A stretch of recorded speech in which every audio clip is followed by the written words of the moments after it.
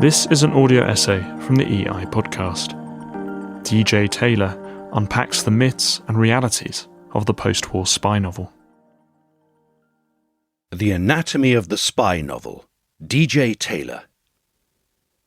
At one point during his brief and inglorious military career, the 1940s literary man Julian McLaren Ross found himself in conversation with his commanding officer.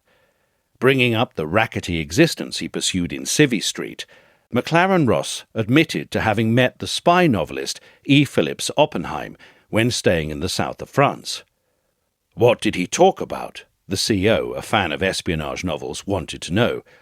Well, sir, McLaren Ross volunteered, mostly he talked about agents. Of course he would, the CO assured him. Bound to, a man like that. On the instant, McLaren Ross realized that he had been misunderstood, that the officer was presuming an expertise that Phillips Oppenheim did not in fact possess. No, sir, he talked about literary agents. In the claustrophobic yet sparse-spangled world of the spy novelist, these confusions are more or less endemic. The fact that Somerset Maugham had worked in intelligence during the Great War led many of the readers of his Ashenden stories and a large number of his friends to assume that the narrative voice was a projection of Maugham himself. There were good reasons for this. The I of the stories is sardonic, aloof, detached, given to expostulations of the "you've shot the wrong man, you fool" kind. There is a moment in a story called The Pool when a less than well-educated character remarks that a poem by Francis Thompson is a bit of all right.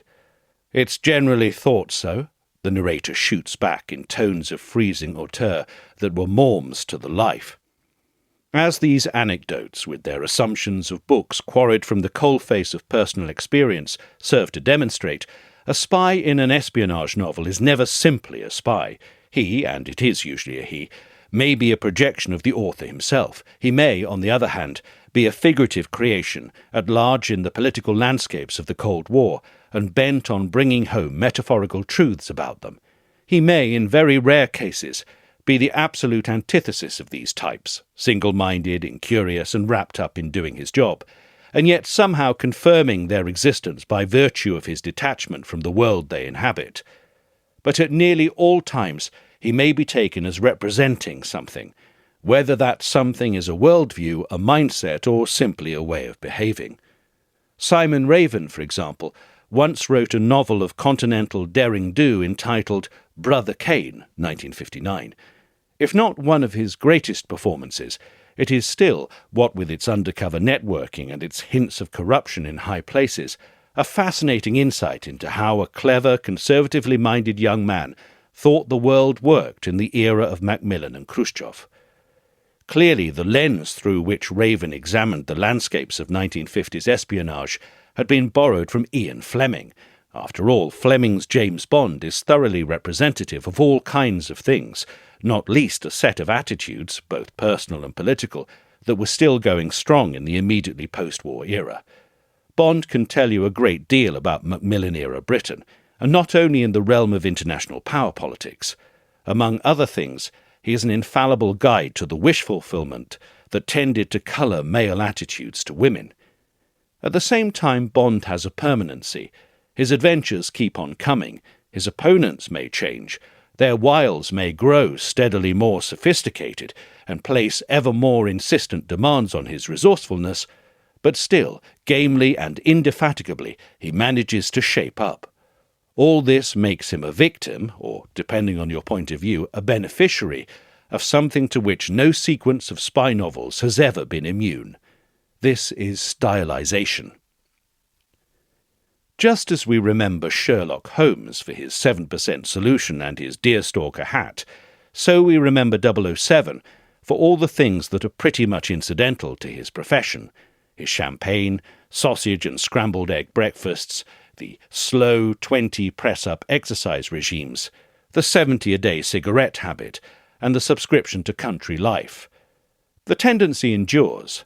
Anyone asked to write down what they remembered of Jackson Lamb in the Mick Herron novels would doubtless come up with his disdain of the Slough House telephone, Why pick up the receiver when a thump on the floor does just as well? His continual farting and a predisposition to fall asleep at his desk.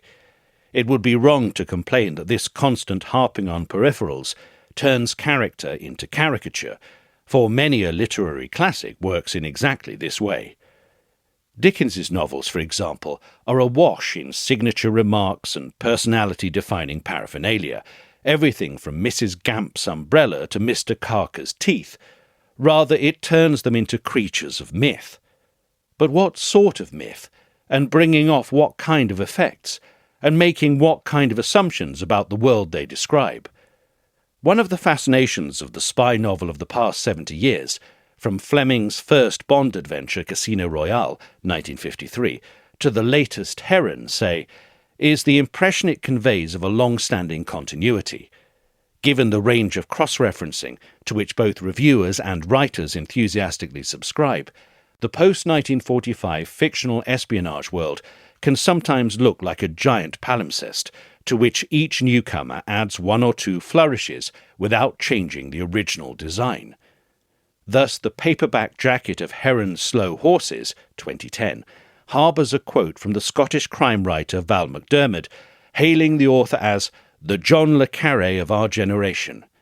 Inside the cover, Herron is busy filing his own allusions to the tradition of which he has become a part, and so Catherine Standish reflects on her relationship with her boss Charles Partner. Sometimes he'd called her Moneypenny, but that was it, and even afterwards they were hardly friends, though it did not escape her that he never called her Moneypenny again. All this might suggest that Fleming, le Carré, and Herron are essentially writing about the same thing, albeit from a slightly, in some cases radically different historical vantage point. But this, too, would be a mistake. It is not just that the villains have changed, with Russian double agents giving way to Islamist bomb carriers, but that the perspective and the operational practices have gone with them.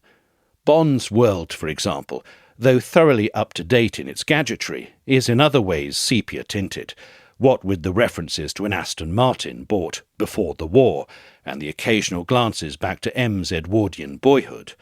And Bond, although he has sidekicks to assist him and apparatchiks waiting back in London to guide his hand, is essentially a lone wolf, a privileged being whose exceptionalism keeps him going and excuses his occasional lapses. See the beginning of You Only Live Twice, where he almost gets sacked, with whom most of his service colleagues know better than to interfere. Move forward to le Carré, and the exceptionalism has mostly gone. Certainly there are sharp operators cunningly and sometimes belligerently at large on the streets of Middle Europa, but a bureaucratic blanket has descended on their heads, whose chief effect is to leave them at the mercy of protocol. Le Carré, as Adam Sisman's painstaking 2015 biography and its codicil, The Secret Life of John le Carré, 2023, shows in some detail, took himself very seriously as a writer, but one of his main achievements in the Smiley novels was to demonstrate that espionage, however high the stakes and terrifying the dangers, was at bottom a job like any other, weighed down by routine, boredom, petty irritations, and the need to establish a modus operandi with people whom you may actively detest. There are times when Smiley's circus of agents bears an uncomfortably close resemblance to the civil service. Hasten on another 3 decades to Slough House, and the modus operandi scarcely exists. Several of Lamb's juniors dislike their jobs. They know they are there on sufferance, or, like permanent fall guy River Cartwright, sustained by family connections, drifting away on a slack tide, far away from respect and preferment. Worse, they dislike most of the colleagues with whom they have to spend their working days. And then there is the question of their adversaries. There are morally ambiguous characters in the Bond world, but the oppositions are mostly clear-cut. Even the reviewers of the early 1960s were complaining about what Kingsley Amis, a fan and later a Bond imitator, called his naively patriotic and anti-Soviet attitudes. With le Carré, on the other hand, moral ambiguity is everywhere. Flaws are what make people interesting, and one of the chief pleasures of his books is trying to determine where everyone stands. Back in Slough House, although there are international terrorists trying to hold the world to ransom, and ancient Cold War scores still waiting to be settled, the real enemy sometimes seems to be the Regent's Park elite, as represented by Diana Taverner's dogs. As for the world beyond the cracked panes of Lamb's office, Standish is not the only character to conclude that in Charles Partner's day, the Cold War had been simpler. Back then, it had been easier to pretend it was a matter of us and them. Unsurprisingly, the procedural device that steers most of the action home to port, or to mix the metaphor, the glue which binds the novels together, is very often irony.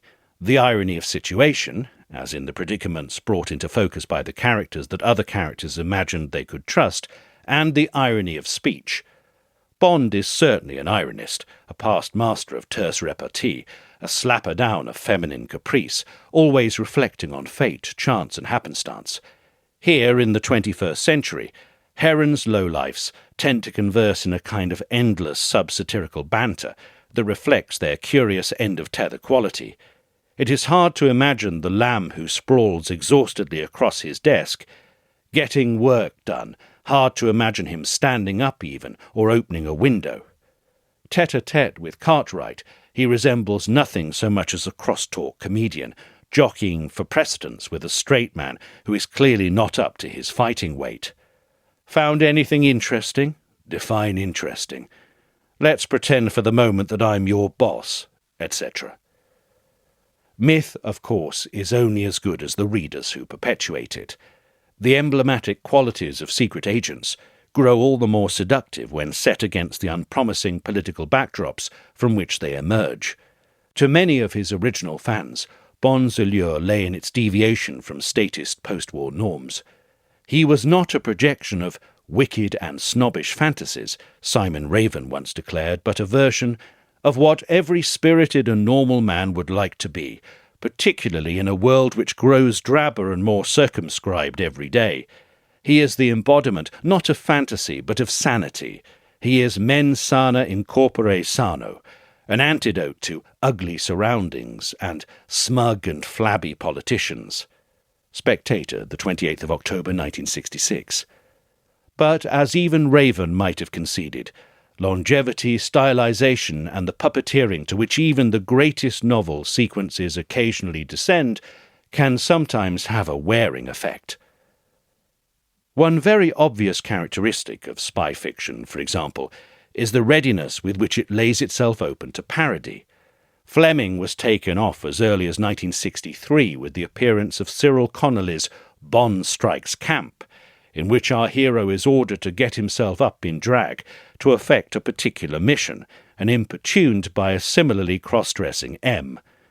Critics of le Carré's later novels noted the jokes about tedious detail and the odd sensation of an author almost consciously sending up some of his own material.